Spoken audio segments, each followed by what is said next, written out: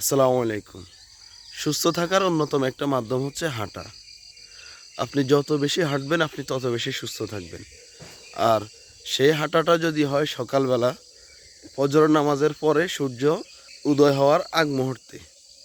এই সময়ের হাঁটাটা আসলে অন্যরকম এক অনুভূতি জাগায়।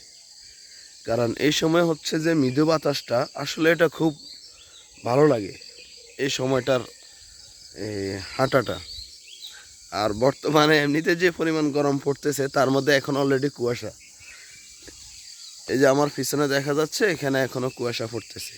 আর গ্রামের রাস্তার এই গ্রামের এই মেঠো পথ ধরে হাঁটা এর মজা যে কি জিনিস সেটা যাহারা শহরের মানুষ তারা কখনোই এই মজাটা পাবেন না। কারণ শহর শহর আর গ্রাম আপনি ফজরের নামাজের পরে ফ্রেশ নিঃশ্বাস নিচ্ছি আমি আর হাঁটতেছি গ্রামের মেঠো পথ ধরে। খুব ভালো লাগতেছে এই জিনিসটা।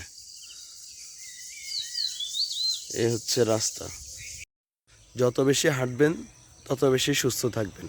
ধন্যবাদ সবাইকে। Bye bye.